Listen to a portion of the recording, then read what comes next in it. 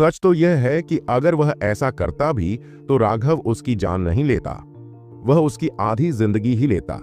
लेकिन जब राघव किसी को उसकी आधी जिंदगी देकर छोड़ देता है तो यह उसके लिए अक्सर बेहद असहज होता है। इसलिए उसका चुनाव निश्चित रूप से सही था।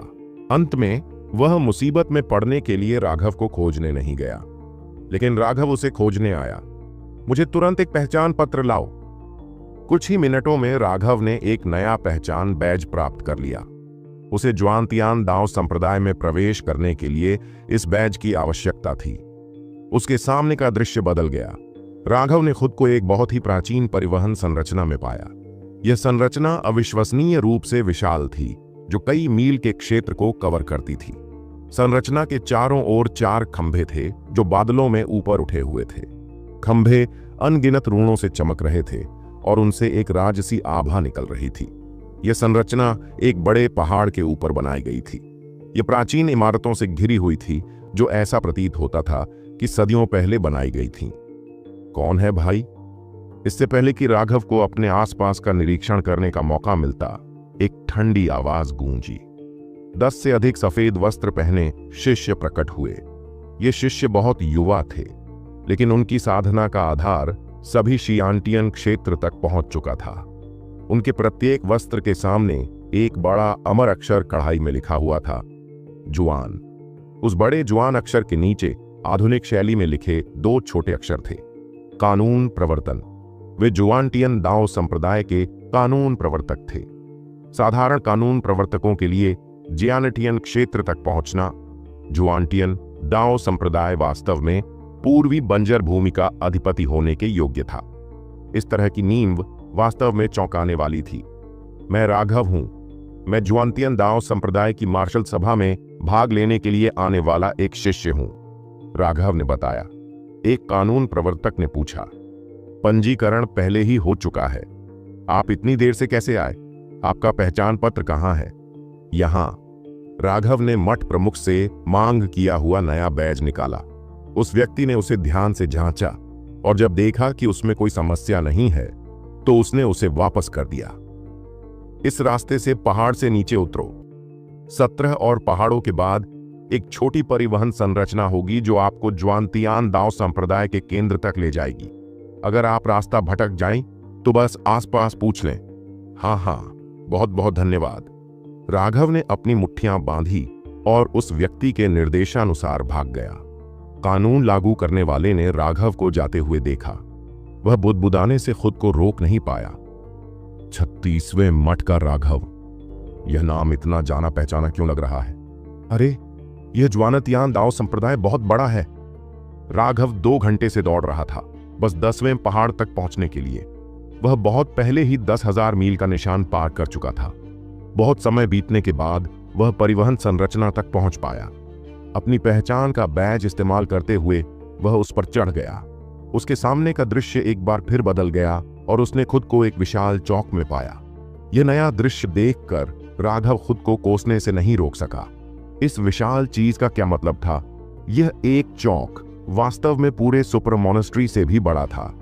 चौक के केंद्र में एक विशाल मूर्ति थी। यह सुपर मॉनेस्ट्री में मौजूद मूर्ति के समान ही थी, लेकिन यह बहुत बड़ी थी। यह लगभग आसमान में बादलों तक पहुंचती थी। चौक पर नीली ईंटें लगी हुई थीं, जिनमें से प्रत्येक पर विशेष रून खुदे हुए थे।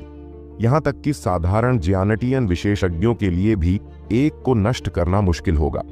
इस विशाल प्लाजा को देखकर उन्होंने अनुमान लगाया कि इन विशेष ईंटों की संख्या करोड़ों में थी। लोग चौक के अंदर आ जा रहे थे। ये सभी लोग युवा शिष्य थे जो विभिन्न महामठों के वस्त्र पहने हुए थे। वहां बहुत चहल पहल थी। राघव को अपरिचितता का एहसास हुआ क्योंकि वह इनमें से किसी को भी नहीं पहचान पाया। देखो, वह कौन है? अचानक बातें कर रही महिलाओं के एक समूह ने राघव को देखा। एक महिला ने कहा, उसने हमसे अलग कपड़े क्यों पहने हैं? कितना स्टाइलिश है, और उसकी निगाहें तो देखो। उसने कंघी से अपने बालों को बांध रखा था। तभी राघव ने देखा कि वहां मौजूद सभी लोग सफेद शिष्यों वाले वस्त्र पहने हुए थे। उनके कंधे पर एक नंबर था जो यह बता रहा था कि वे किस सुपरमठ से आए हैं। राघव बहुत जल्दबाजी में आया था और उसने अपने शिष्य के वस्त्र नहीं पहने थे। वैसे सुपरमठ में भी उसने शायद ही कभी उन शिष्यों के वस्त्र पहने हों। वह आमतौर पर सिर्फ काले रंग के वस्त्र पहनता था। अब चूंकि सभी ने सफेद कपड़े पहने हुए थे और वह अकेला था जिसने काले कपड़े पहने हुए थे, इसलिए सब कुछ बहुत ही विशिष्ट था। जैसे ही वह दिखाई दिया, उसने आसपास के लोगों का ध्यान अपनी ओर खींच लिया। कितना प्यारा छोटा भाई है, क्या तुम्हें मदद चाहिए? विनम्र मत बनो, बड़ी बहन यहीं है।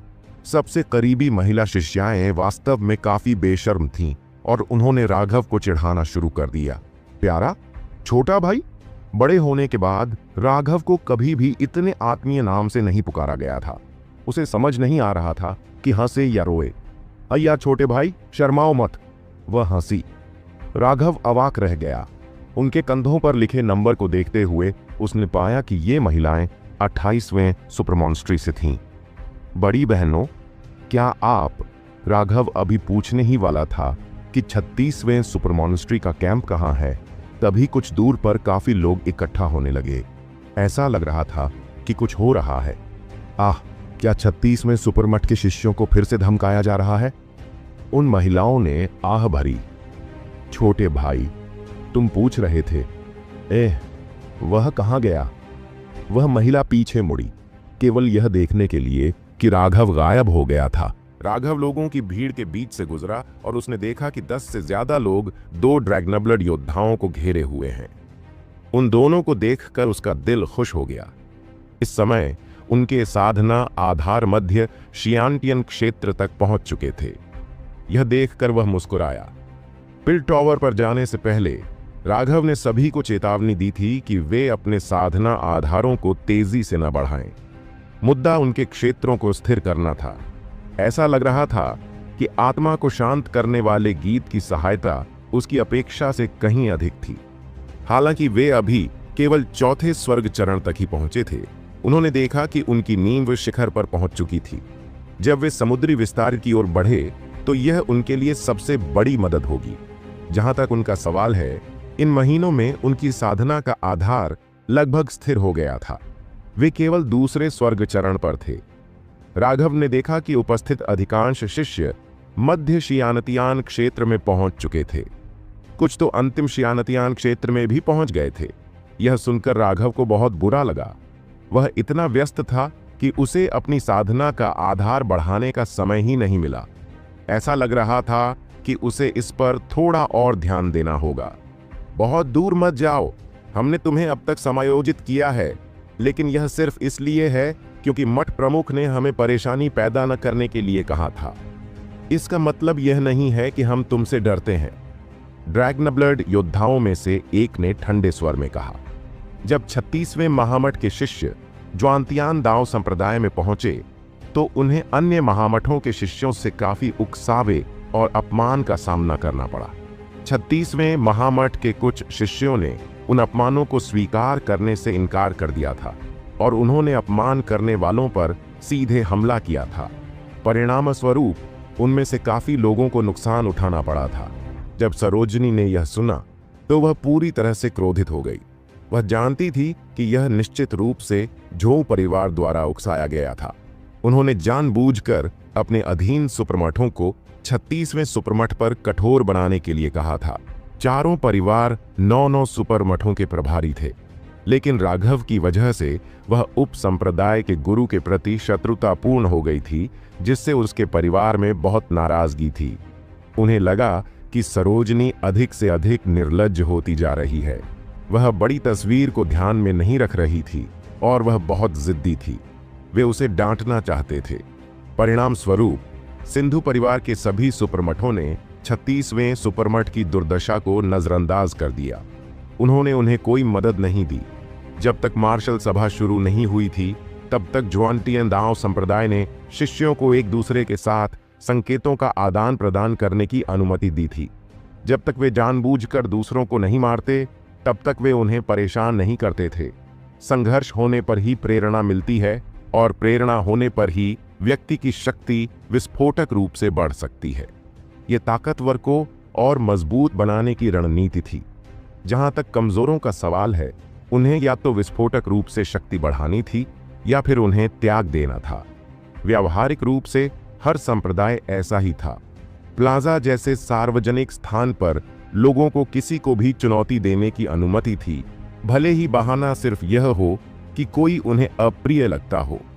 अपने लोगों को धमकाने से बचाने के लिए सरोजनी ने सभी को बाहर न जाने के लिए कहा था, लेकिन जुआनतियान दाओ संप्रदाय के नियमों के अनुसार प्रत्येक सुपरमठ को मिशन के लिए पंजीकरण करने के लिए लोगों को भेजना पड़ता था। ये मिशन वास्तव में कुछ यादृच्छिक कार्य थे। सच में यह सिर्फ एक औपचारिकता थी, लेकिन फिर भी उन्हें इसका पालन करना पड़ा। दूसरों का ध्यान अपनी ओर आकर्षित न करने के लिए ये दोनों चुपके से यहाँ आ गए थे, लेकिन अंत में उन्हें वापस लौटते समय रोक लिया गया। इससे वे बहुत क्रोधित हो गए। यह असहनीय बदमाशी थी। क्या कायर हैं? क्या यह सिर्फ संकेतों का आदान प्रदान नहीं है? तुम में इतनी हिम्मत भी नहीं है? क्या तुम्हारी मां ने तुम्हें कायर बनने के लिए जन्म दिया है? मुंह के कोने में तिल वाले एक आदमी ने व्यंग्य किया। उसके पीछे खड़े लोगों ने भी घृणा भरी खर्राटे भरी आवाज निकाली।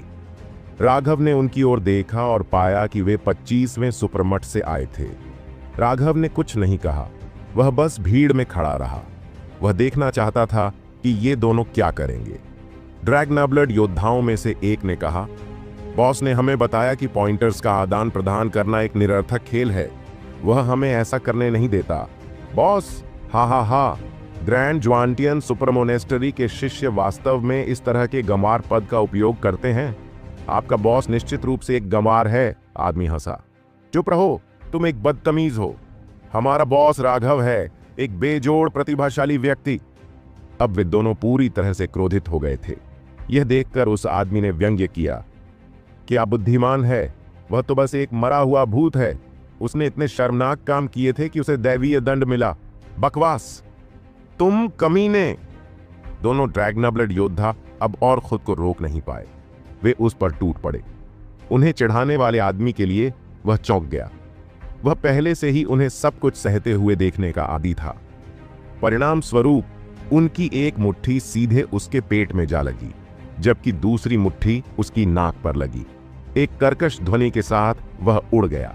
हरामजादों, तुम्हारी हिम्मत कैसे हुई इस तरह बेशर्मी से छिपकर हमला करने की? हमला करो।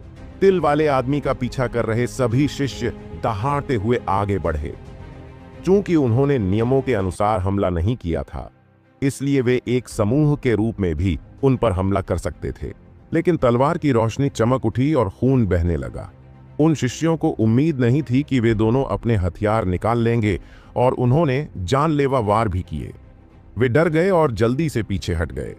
केवल 2 लोग ही ऐसे थे जिन्हें उनके ब्लेड से चोट लगी थी।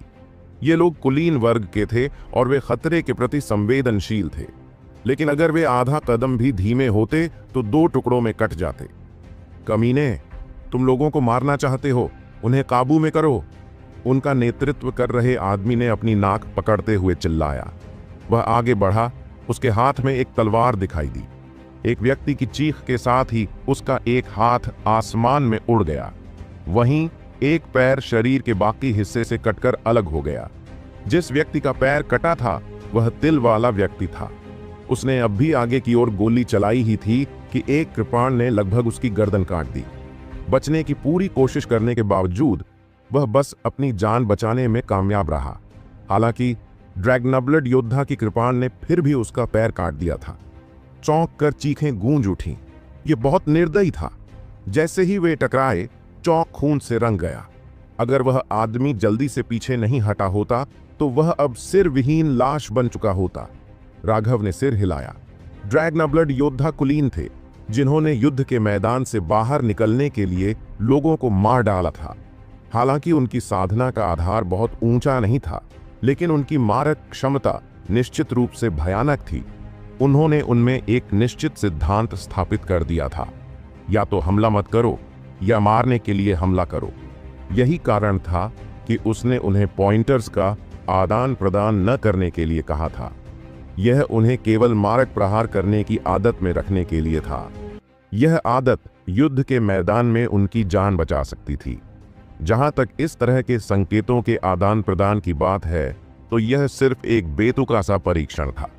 अगर आप इसे बहुत ज्यादा करते हैं तो आप युद्ध का असली मतलब भूल जाएंगे और आपकी तकनीकें बिना किसी वास्तविक ताकत के सिर्फ दिखावटी बन जाएंगी। यही कारण था कि भ्रष्ट मार्ग के विशेषज्ञ धर्म मार्ग के विशेषज्ञों से अधिक शक्तिशाली थे। भ्रष्ट मार्ग में संकेतों का आदान प्रदान जैसी कोई बकवास नहीं थी। जैसे ही वे लड़ाई में उतरते, यह एक निर्णायक लड़ाई होती कि तुम मरो या मैं मरो। इतना क्रूर होने के कारण वास्तव में तुम्हें बचाना संभव नहीं है। अचानक एक क्रोधित चिल्लाहट गूंजी और एक आदमी प्रकट हुआ। जैसे ही वह आया, एक भयानक दबाव ने आसपास के सभी लोगों को पीछे धकेल दिया। हवा में रूण भर गए। एक दिव्य वास्तव में आया था। जैसे ही वह सामने आया, उसने उन दोनों पर मुक्का बरसा दिया। उन्होंने जल्दी से अपने हथियार उठाकर उसे रोकने की कोशिश की। वे सिर्फ साधारण लोग थे। स्वर्गीय दाओस के प्रकटीकरण के तहत उनकी लड़ाकू शक्ति तेजी से गिर गई, जबकि उनके प्रतिद्वंद्वी की शक्ति बढ़ गई। वे स्वर्गीय दाओस के प्रकटीकरण के तहत उनकी लड़ाकू शक्ति तेजी से गिर गई, जबकि उनके प्रतिद्वंद्वी की शक्ति बढ़ गई। वे स्वर्गीय दाओस के प्रकटीकरण के तहत उनकी लड़ाकू शक्ति तेजी से गिर गई, जबकि उनके प्रतिद्वंद्वी की शक्ति बढ़ गई। वे स्वर्गीय दाओस के प्रकटीकरण के तहत उनकी लड़ाकू शक्ति तेजी से गिर गई, जबकि उनके प्रतिद्वंद्वी की शक्ति बढ़ गई। वे स्वर्गीय दाओस के प्रकटीकरण के तहत उनकी लड़ाकू शक्ति तेजी से गिर गई, जबकि उनके प्रतिद्वंद्वी की शक्ति बढ़ गई। वे स्वर्गीय दाओस के प्रकटीकरण के तहत उनकी लड़ाकू शक्ति तेजी से गिर गई, जबकि उनके प्रतिद्वंद्वी की शक्ति बढ़ गई। वे स्वर्गीय दाओस के प्रकटीकरण के तहत उनकी लड़ाकू शक्ति तेजी से गिर गई, जबकि उनके प्रतिद्वंद्वी की शक्ति बढ़ गई। वे स्वर्गीय दाओस के प्रकटीकरण के तहत उनकी लड़ाकू शक्ति तेजी से गिर गई, जबकि उनके प्रतिद्वंद्वी की शक्ति बढ़ गई। वे स्वर्गीय दाओस के प्रकटीकरण के तहत उनकी लड़ाकू शक्ति तेजी से गिर गई, जबकि उनके प्रतिद्वंद्वी की शक्ति बढ़ गई।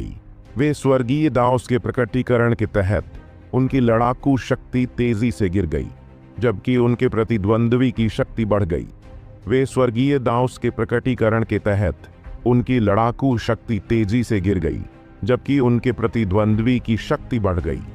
वे स्वर्गीय दाओस के प्रकटीकरण के तहत उनकी लड़ाकू शक्ति तेजी से गिर गई, जबकि उनके प्रतिद्वंद्वी की शक्ति बढ़ गई। वे स्वर्गीय दाओस के प्रकटीकरण के तहत उनकी लड़ाकू शक्ति तेजी से गिर गई, जबकि उनके प्रतिद्वंद्वी की शक्ति बढ़ गई। वे स्वर्गीय दाओस के प्रकटीकरण के तहत उनकी लड़ाकू शक्ति तेजी से गिर गई, जबकि उनके प्रतिद्वंद्वी की शक्ति बढ़ गई। वे स्वर्गीय दाओस के प्रकटीकरण के तहत उनकी लड़ाकू शक्ति तेजी से गिर गई, जबकि उनके प्रतिद्वंद्वी की शक्ति बढ़ गई। वे स्वर्गीय दाओस के प्रकटीकरण के तहत उनकी लड़ाकू शक्ति तेजी से गिर गई, जबकि उनके प्रतिद्वंद्वी की शक्ति बढ़ गई। वे स्वर्गीय दाओस के प्रकटीकरण के तहत उनकी लड़ाकू शक्ति तेजी से गिर गई, जबकि उनके प्रतिद्वंद्वी की शक्ति बढ़ गई। वे स्वर्गीय दाओस के प्रकटीकरण के तहत उनकी लड़ाकू शक्ति तेजी से गिर गई, जबकि उनके प्रतिद्वंद्वी की शक्ति बढ़ गई। वे स्वर्गीय दाओस के प्रकटीकरण के तहत उनकी लड़ाकू शक्ति तेजी से गिर गई, जबकि उनके प्रतिद्वंद्वी की शक्ति बढ़ गई। वे स्वर्गीय दाओस के प्रकटीकरण के तहत उनकी लड़ाकू शक्ति तेजी से गिर गई, जबकि उनके प्रतिद्वंद्वी की शक्ति बढ़ गई। वे स्वर्गीय दाओ दोनों तुरंत ही एक भयानक शक्ति से पीछे हट गए। उन्हें खून की उल्टी होने लगी, क्योंकि दिव्य शक्ति का प्रतिरोध करना असंभव था। हालांकि दिव्य के सामने भी उन्हें जरा भी डर नहीं लगा। इसके बजाय वे युद्ध के इरादे से भरे हुए थे। उन्होंने उस दिव्य की ओर अपने हथियार उठाए। उनकी आंखें इतनी ठंडी शांत थीं कि यह भयावह था। यह कैसी भयानक युद्ध की मंशा थी। देखने वाले सभी लोग हैरान थे, यहाँ तक कि एक ऐसे दुश्मन के सामने भी जिसे वे संभवतः हरा नहीं सकते थे, उनकी मानसिक स्थिति बिल्कुल भी नहीं डगमगाई। आखिर इसके लिए किस स्तर की इच्छा शक्ति की आवश्यकता थी? मृत्यु को आमंत्रित करना। यह देखकर कि उन दोनों ने उसके हमले से केवल खून का एक कौर उगला और तुरंत गिरने के बजाय उस पर अपने हथियार तान दिए, दिव्य क्रोधित हो गया। उसकी मुट्ठी पर अनगिनत रूण चमक उठे। जब वह उनकी ओर बढ़ा तो अंतरिक्ष कांप उठा। सबके चेहरे बदल गए। क्या वह वाकई उन्हें मारने जा रहा था? धमाका। दोनों ड्रैगनब्लड योद्धाओं ने बचाव के लिए अपनी पूरी ताकत लगा दी, लेकिन वे उसकी शक्ति को सहन करने में असमर्थ थे। उनके हथियार टूट गए। टूटे हुए टुकड़े उनके शरीर में घुस गए। जब उन्होंने जवाबी हमला किया तो दोनों ने खून की उल्टी की। यह हमला बहुत भयानक था। वे दोनों अभी जमीन से रेंग कर ऊपर ही आए थे कि एक आकृति उनके सामने प्रकट हुई। दिव्य ने उनके कंधों पर हाथ रखा। घुटने टेको, पांव। जैसे ही वे अपमानित होने वाले थे, एक हाथ एक अजीब कोण से आया। यह एक प्रेत के हाथ की तरह था और इसने उसके भयावह और अभिमानी चेहरे पर जोरदार थप्पड़ मारा। क्या? हर कोई हैरान था। एक दिव्य प्राणी को चेहरे पर तमाचा मारकर उड़ा दिया गया था। जैसे ही वह हवा में घूमा, उसके 30 से ज्यादा खून से सने दांत चारों ओर बिखर गए। सूरज की रोशनी में चमकते हुए यह वाकई देखने लायक खूबसूरत नजारा था। एक दुबला पतला व्यक्ति 2 ड्रैगनब्लड योद्धाओं के सामने खड़ा था। उसके काले वस्त्र और लंबे बाल हवा में लहरा रहे थे। उसके चेहरे पर आत्मविश्वास और शांति थी। मालिक! उस आकृति को देखकर दोनों ड्रैगनब्लड योद्धा आश्चर्य से चिल्ला उठे। उनकी आवाजें भावना और उत्साह से भरी थीं। जिस व्यक्ति ने बीच में टोका था वह स्वाभाविक रूप से राघव था। उसने पहले कोई कार्रवाई नहीं की थी। इसका एकमात्र कारण यह था कि वह देखना चाहता था कि ड्रैगनब्लड योद्धा किस स्तर तक पहुंच चुके हैं।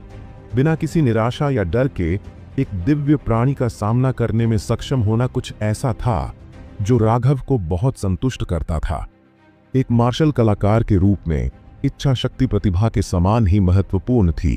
अच्छा काम किया। राघव ने उनके कंधों पर थपथपाया। हालांकि वे घायल थे, लेकिन उनकी शारीरिक बनावट औसत से कहीं बेहतर थी और उनकी स्थिति के बारे में चिंता करने की कोई जरूरत नहीं थी।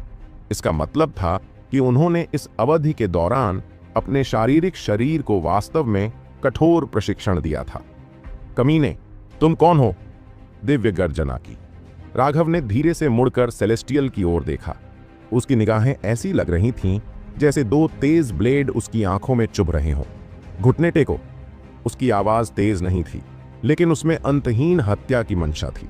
साथ ही एक निर्विवाद दृढ़ संकल्प भी था। दिव्य को तुरंत ऐसा महसूस हुआ कि एक भयानक इच्छा शक्ति ने उसे जकड़ लिया है और उसे ऐसा महसूस हुआ जैसे कोई पहाड़ उसे कुचल रहा है। उसके भीतर एक अतुलनीय भय की भावना उमड़ पड़ी। उसे लगा जैसे स्वर्ग और पृथ्वी बदल गए हैं।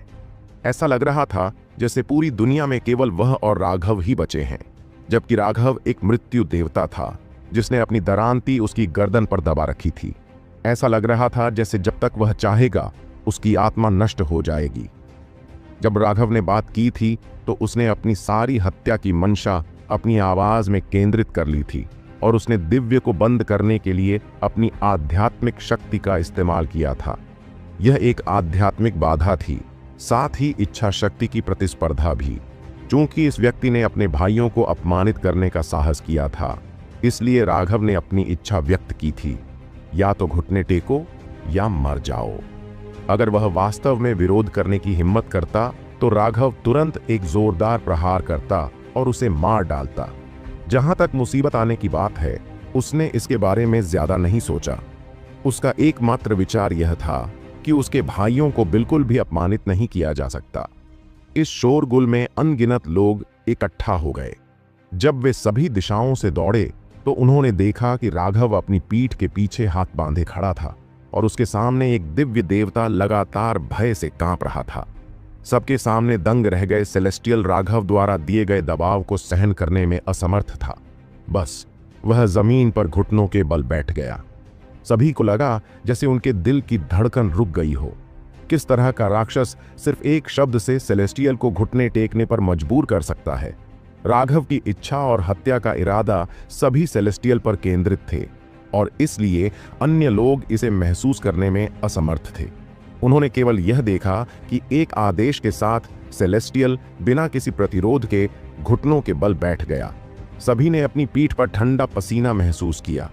यह काले वस्त्र वाला आदमी कितना भयानक था। उसके घुटने टेकने के बाद राघव की भयानक इच्छा शक्ति खत्म हो गई। सेलेस्टियल हैरान और क्रोधित हो गया। सभी की तिरस्कार भरी निगाहों के सामने वह अचानक दहाड़ा और राघव की ओर मुक्का मारा। क्रोध में आकर उसने अपनी पूरी ताकत लगा दी और उसके चारों ओर रून फूट पड़े। शक्तिशाली दबाव के कारण दर्शक मुश्किल से सांस ले पा रहे थे। राघव ने भी बिना किसी हड़बड़ी के मुट्ठी भेजी। धमाका! दिव्य ने एक करुण चीख निकाली सबकी अचंभित आंखों के सामने उसका हाथ फट गया, वह भी उड़ गया और झटके से बेहोश हो गया। राघव के पीछे खड़े 2 ड्रैगनाब्लड योद्धा उसे कट्टरता से देख रहे थे। उनका बॉस सच में उनका बॉस था। जब भी वे उसे हमला करते देखते तो उनका खून खौल उठता। सभी दर्शक राघव को ऐसे देख रहे थे जैसे वह कोई राक्षस हो, खासकर उन महिला शिष्यों ने जिन्होंने पहले भी उसका मजाक उड़ाया था। उन्होंने कभी नहीं सोचा था कि यह प्यारा सा भाई जरा भी प्यारा नहीं होगा। वह बिल्कुल डरावना था। उसके सामने एक शक्तिशाली दिव्य प्राणी कुछ भी नहीं था। यह एक वयस्क द्वारा एक बच्चे को पीटने जैसा था। यह कोई लड़ाई भी नहीं थी। जो लोग ड्रैगनब्लड योद्धाओं के लिए परेशानी खड़ी कर रहे थे, उनके लिए स्थिति तुरंत उलट गई। अपने हाथ की एक लहर से एक दिव्य को व्यावहारिक रूप से अपंग करने में सक्षम होने के लिए अपनी आभा का थोड़ा सा भी हिस्सा जारी किए बिना वह एक अजेय राक्षस था। मुझे पता है वह 36वें सुप्रमट का राक्षस होगा। राघव, किसी ने अचानक चिल्लाकर कहा। क्या वह मर नहीं गया? वह यहां कैसे आ सकता है? झों और सिंधु परिवारों ने इस खबर को दबाने की पूरी कोशिश की थी कि वह मर चुका है। आखिरकार यह खबर उनके 2 परिवारों के साथ साथ उनके ज्वांतियान दाओ संप्रदाय के लिए बेहद शर्मनाक थी। लेकिन स्वाभाविक रूप से इस खबर को गुप्त रखने का कोई तरीका नहीं था। यह तथ्य कि राघव और भ्रष्ट विशेषज्ञ स्वर्गीय दंड के तहत मर चुके थे अभी भी उजागर हो गया था। अब जब राघव प्रकट हुआ था, इस तथ्य को जोड़ते हुए कि ड्रैगनाब्लड योद्धा उसे बॉस कह रहे थे और फिर उसकी अतुलनीय भयानक ताकत को जोड़ते हुए उन्होंने तुरंत उसके बारे में सोचा। चलो वापस चलते हैं और अपने बाकी भाइयों के साथ पीते हैं। राघव ने इन दोनों भाइयों के कंधों को थपथपाते हुए हंसते हुए कहा। वे दोनों पूरी तरह से आनंदित थे। इस दौरान नेहा ही उनका नेतृत्व कर रही थी। उन्हें साधना पर ध्यान केंद्रित रखने के लिए उसने उन्हें पीने नहीं दिया। उनकी याददाश्त से स्वाद लगभग मिट चुका था। पेय के बारे में सोचते ही उनकी आंखें चमकने लगीं। रुको, क्या तुम्हें लगता है कि तुम लोगों को घायल करने के बाद ऐसे ही चले जाओगे? राघव अभी जाने ही वाला था कि अचानक एक ठंडी आवाज सुनाई दी। राघव ने पीछे मुड़कर देखा तो एक बड़े आदमी के नेतृत्व में 6 दिव्य प्राणी थे। इस विशालकाय आदमी का शरीर भालू जैसा था और उसकी मूंछें भी बड़ी थीं। जब राघव ने उसे नापा तो उसका दिल बैठ गया। रैंक 2 दिव्य। इस भालू जैसे दिखने वाले आदमी की मांसपेशियां उभरी हुई थीं, जिनमें विस्फोटक शक्ति थी। उसने अपने बालों को बेतरतीब ढंग से गिरने दिया, जिससे वह जंगली जैसा दिखाई देता था। उसके अंदर से एक ऐसी आभा निकली जिसने राघव के दिल की धड़कनें बढ़ा दी। यह एहसास उसने पहले सिर्फ सांझी से ही महसूस किया था, लेकिन इस व्यक्ति की आभा सांझी से 10 गुना ज्यादा मजबूत थी। सांझी केवल कुछ प्रत्यारोपित हड्डियों के कारण ही रैंक 2 सेलेस्टियल बनने में सक्षम था। हालांकि उसके बारे में कहा जा सकता है कि उसके पास रैंक 2 सेलेस्टियल की 80% ताकत है, लेकिन ताकत को इस तरह से कैसे वर्णित किया जा सकता है? वह ताकत मूल रूप से उसकी अपनी नहीं थी। अगर वह इसका आधा भी जारी कर सके तो यह प्रभावशाली होगा। जहां तक इस आदमी की बात है, उसने राघव पर जबरदस्त दबाव डाला। वह अब तक का सबसे मजबूत प्रतिद्वंद्वी था। हे भगवान, यह अंशुल है! भीड़ में से किसी ने चौंक कर चिल्लाने की आवाज निकाली। यह व्यक्ति ऐसा था जिसे ज्वानतियान दाओ संप्रदाय के कुछ ही लोग जानते थे। ऐसा इसलिए था क्योंकि उसका एक उपनाम था, तानाशाह अंशुल। जहां तक उसके इस उपनाम का सवाल है, तो एक कारण यह था कि उसका स्वभाव बहुत विस्फोटक था, जबकि दूसरा कारण यह था कि उसके तरीके बहुत क्रूर थे। उसने अनगिनत लोगों की हत्या की थी। सबसे महत्वपूर्ण बात यह है कि उसके पास इसे वापस करने की ताकत थी। उसने एक बार धर्मी और भ्रष्ट लड़ाई में अपने नंगे हाथों से एक रैंक 2 सेलेस्टियल को 2 टुकड़ों में फाड़ दिया था। इसी वजह से उसे तानाशाह नाम मिला था। बड़बड़ाहट से राघव को पता चला कि यह व्यक्ति बहुत शक्तिशाली था, लेकिन राघव को अभी भी कोई डर नहीं था।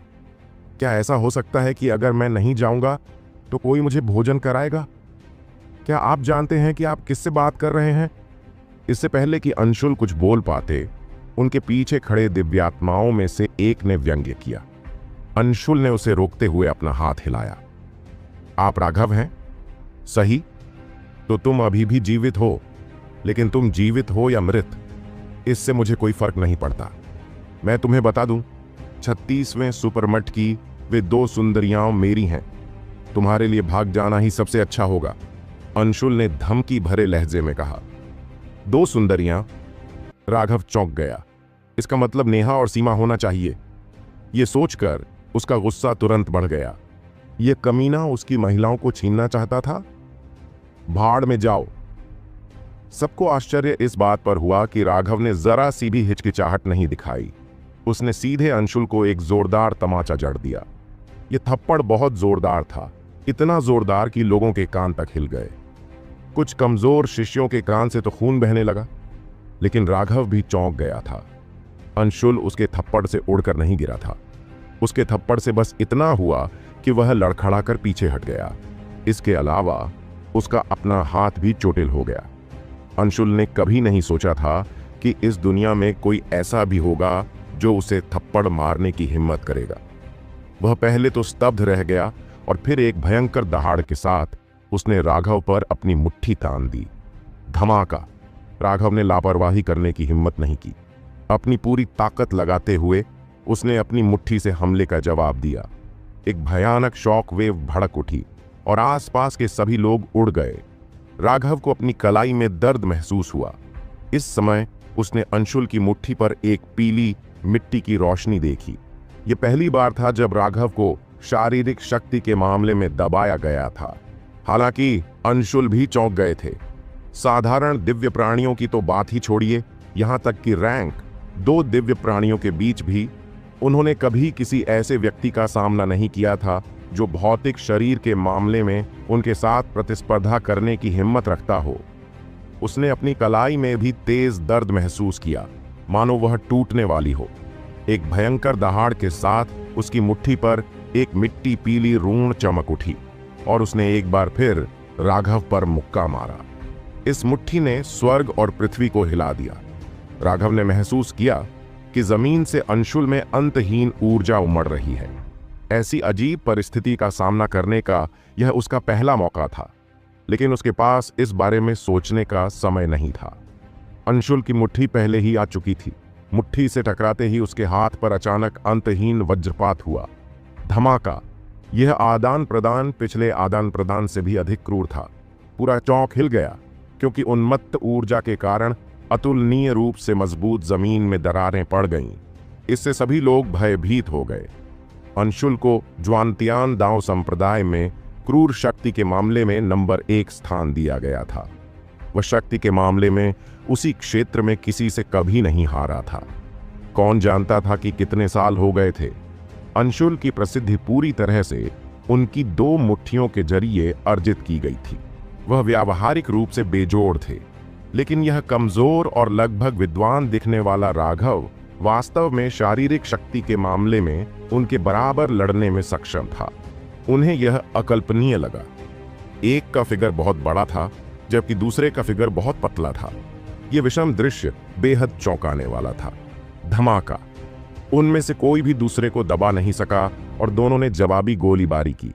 बेटे, तुम्हारे पास कुछ कौशल हैं, लेकिन इस छोटी सी शक्ति के साथ मुझे हराने के बारे में सोचना भी मत, अंशुल ने कहा। अंतरिक्ष अचानक कांप उठा और उसके चारों ओर अंतहीन रण संघनित हो गए। ये रण 2 प्रकारों में विभाजित थे। जैसी कि उम्मीद थी, वह वास्तव में एक रैंक 2 दिव्य था। मेरी एक मुट्ठी खा लो, अंशुल दहाड़ा। वह अचानक आसमान में उड़ गया और फिर राघव पर कूद पड़ा। यह देखकर कि अंशुल ने स्वर्गीय दांस की पुकार लगाई है, राघव ने नाक भौं सिकोड़ी। वह अपनी दिव्य अंगूठी बुलाने ही वाला था। रुकना! लेकिन एक ठंडी चीख ने राघव के चेहरे के भाव बदल दिए। उसने पाया कि उसके आसपास की जगह जम गई थी और वह हिलने में असमर्थ था। जहां तक अंशुल की बात है, तो वह राघव से भी बदतर स्थिति में था। वह अभी भी हवा में था और उसी हमलावर मुद्रा में था। यह बेहद हास्यास्पद था। राघव हैरान रह गया। यह कैसी शक्ति थी? वह अपनी थोड़ी सी भी ताकत नहीं दिखा पा रहा था। अगर यह व्यक्ति उसे मारना चाहता तो क्या यह हाथ फेरने जितना आसान नहीं होता? क्या यह पूर्वज स्तर की शक्ति थी? राघव को अचानक टॉवर पूर्वज का ख्याल आया। हालांकि टॉवर पूर्वज बहुत दयालु और मिलनसार था, लेकिन वह जानता था कि वह एक भयानक अस्तित्व था। शायद कोई पूर्वज स्तर का विशेषज्ञ ही इतना भयानक होगा। इस शक्ति के सामने तो वह चींटी के समान ही था। अचानक प्रतिबंधात्मक बल गायब हो गया और राघव ने अपनी स्वतंत्रता वापस पा ली। उसने जल्दी से उस आवाज की दिशा में देखा। दो लोग आए थे। एक सफेद बालों वाला गरिमामय चेहरा वाला आदमी था, दूसरा एक खूबसूरत महिला थी। मठ के मुखिया! राघव चिल्लाने से खुद को नहीं रोक सका। सरोजनी को अब देखना वाकई बहुत बढ़िया था। जहां तक सरोजनी की बात है, वह उसे देखकर बहुत खुश हुई, लेकिन उसने तुरंत उस भावना को दबा दिया और डांटते हुए कहा, यदि तुम जीवित होते तो तुम यहां जल्दी क्यों नहीं आए? क्या तुम जानते हो कि हम तुम्हारे लिए कितने चिंतित थे? बेशक उसे बहुत पहले से पता था कि वह जीवित है। वह बस उस तथ्य को छिपाने के लिए ऐसा कह रही थी जैसे उसे पता ही ना हो कि वह जीवित है। आखिरकार चूंकि राघव की उस समय मृत्यु हो चुकी थी, इसलिए गुप्ता परिवार को उन्हें भारी मात्रा में संसाधनों के साथ मुआवजा देने के लिए मजबूर होना पड़ा था। सरोजनी ने ड्रैगनाब्लड लीजन पर अपने सारे संसाधन खर्च कर दिए थे। इसी वजह से उसे अपने परिवार का गुस्सा भी झेलना पड़ा था। उन्होंने सोचा था कि यह मुआवजा पूरे सिंधु परिवार के लिए इस्तेमाल किया जाएगा, क्योंकि उन्होंने जो मुआवजा दिया था वह कोई छोटी रकम नहीं थी। लेकिन सरोजनी ने अपने परिवार की इच्छाओं को नजरअंदाज कर दिया और पूरी तरह से ड्रैगनाब्लड लीजन को बढ़ाने पर ध्यान केंद्रित किया। यह ठीक इसी कारण से था कि उसने अपने परिवार का गुस्सा भड़काया था, और इसलिए जब 36वें सुपरमठ को दबा दिया गया तो सिंधु परिवार ने कुछ नहीं किया। वे इस तरीके का इस्तेमाल सरोजनी पर परिवार से माफी मांगने के लिए दबाव डालने के लिए कर रहे थे। आखिरकार वह एक दिवंगत समुद्री विस्तार विशेषज्ञ थीं, पूरे परिवार के स्तंभों में से एक। वे उसके खिलाफ बहुत दूर नहीं जा सकते थे, और फिर भी सरोजनी ने अपना सिर नीचे करने से इनकार कर दिया। उसने माफी का एक भी शब्द नहीं कहा, जिससे उसके परिवार के मुखिया को गुस्सा आ गया। उसने सभी को उसकी मदद न करने की चेतावनी दी थी। वह देखना चाहता था कि वह कितनी दूर तक सहने की योजना बना रही है। यह वही राघव है जिसका तुमने जिक्र किया था? बुजुर्ग ने पूछा। उसकी नजरें बिजली की तरह चमक रही थी। ऐसा लग रहा था कि वह राघव को ठीक से देख रहा है। अच्छा, वह अभी भी समय पर आ गया है। उसका नाम रजिस्ट्रेशन में दर्ज कराओ। बहुत बहुत धन्यवाद उप संप्रदाय गुरु। सरोजनी ने धन्यवाद दिया। राघव, जल्दी करो और उप संप्रदाय गुरु को धन्यवाद दो। सच में तुम पहले ही देर से आ चुके हो। अगर उप संप्रदाय गुरु ने अभी अभी जो कहा वह न होता तो तुम कार्यक्रम में शामिल होने की योग्यता खो देते। बहुत धन्यवाद उप संप्रदाय गुरु।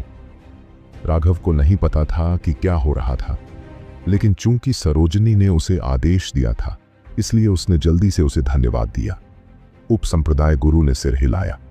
अचानक उसने ठंडे स्वर में कहा, तुम दोनों वास्तव में बेशर्म थे। क्या तुम नहीं जानते कि यहां लड़ना मना है?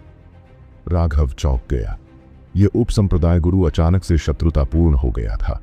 सच बताऊं तो उसका चेहरा बहुत दोस्ताना नहीं लग रहा था, इसलिए जैसे ही उसके चेहरे पर भाव गहरे हुए, यह सचमुच थोड़ा डरावना था। उप संप्रदाय गुरु, यह राघव है जो बहुत आगे निकल गया। राघव को अपना मुंह कसकर बंद रखते हुए देखकर अंशुल केवल समझाने की कोशिश कर सकता था। चुप रहो, मुझे तुम्हारे बहानों की परवाह नहीं है। पूर्वजों की मूर्ति के ठीक सामने लड़ना संस्थापक की निंदा है, उप संप्रदाय गुरु ने चिल्लाते हुए कहा। उसने उसे सफाई देने का कोई मौका नहीं दिया। राघव अंदर ही अंदर हंस रहा था। अंशुल सच में एक बेवकूफ था। वह यह भी नहीं बता सकता था कि इस उप संप्रदाय के गुरु का स्वभाव कैसा था। क्या उसने सोचा था कि वह कोई ऐसा व्यक्ति है जो उसके लिए न्याय ढूंढ पाएगा? यह ठीक इसलिए था क्योंकि उसने देखा था कि उप संप्रदाय के गुरु का चरित्र कैसा था, इसलिए राघव ने अपना मोह बंद रखा था। लेकिन जैसे कि उम्मीद थी, इस बेवकूफ अंशुल को यह समझ में नहीं आया। राघव को अपनी आंखें घुमाते देख सरोजनी आहें भरने से खुद को नहीं रोक सका। जब चालाकी की बात आती है तो शायद इतने लोग नहीं थे जो राघव से आगे निकल सकें। अंशुल को काफी झटका लगा। वह पहले उप संप्रदाय गुरु को खोजने गई थी ताकि राघव के लिए पंजीकरण खुला रहे। वास्तविक पंजीकरण पहले ही समाप्त हो चुका था। वे कल परीक्षण क्षेत्र के लिए निकलेंगे और परीक्षण अब से 3 दिन बाद शुरू होना था। सुपरमट में वापस आकर वह लगातार पिल टॉवर से आने वाली खबरों पर ध्यान दे रही थी। वह जानती थी कि राघव ने पिल सम्राट प्रतियोगिता में पहला स्थान प्राप्त किया था। सैद्धांतिक रूप से उसे जल्दी से जल्दी वापस लौट जाना चाहिए था, लेकिन वह इतने समय बाद भी वापस नहीं आया।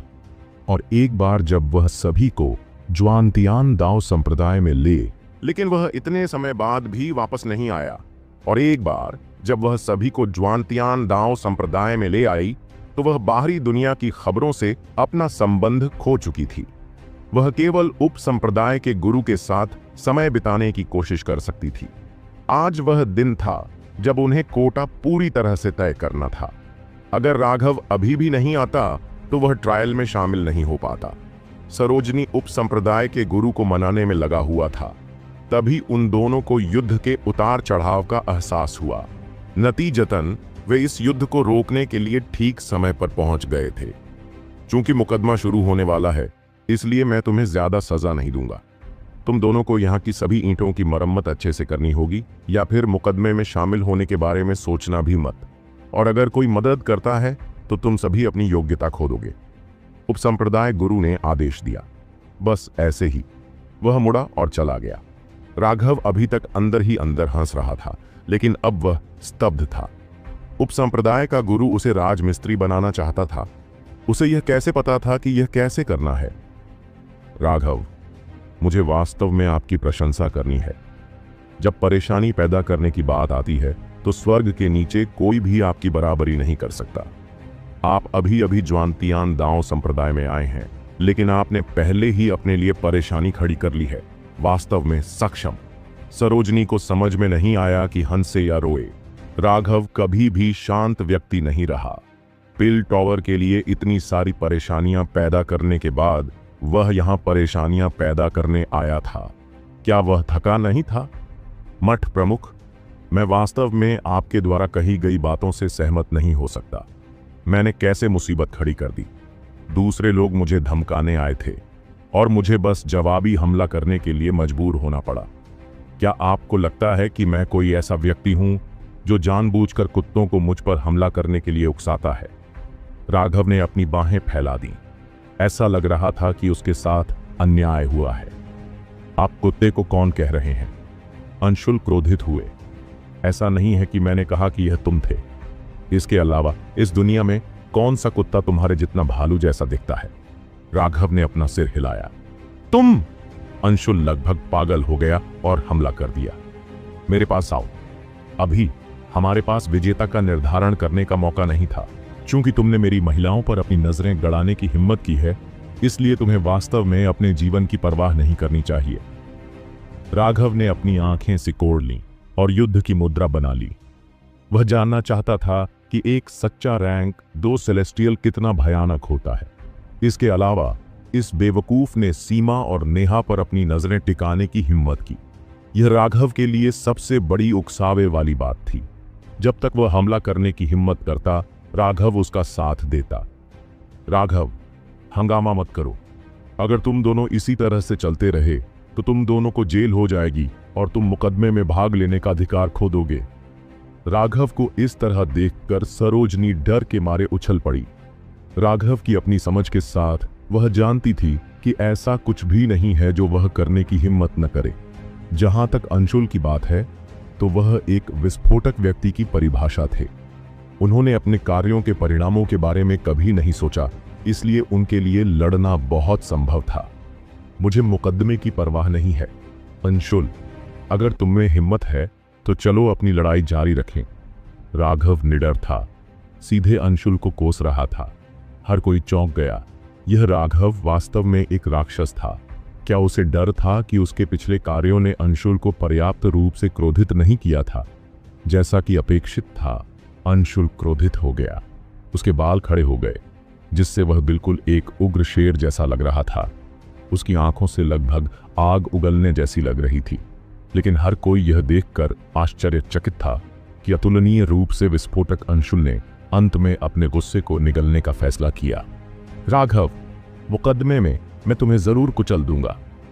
यह कहने के बाद अंशुल ने किसी को स्टोर रूम से नई ईंटें लाने का आदेश दिया, जबकि वह घुटनों के बल बैठकर टूटे हुए टुकड़ों को उठाने लगा।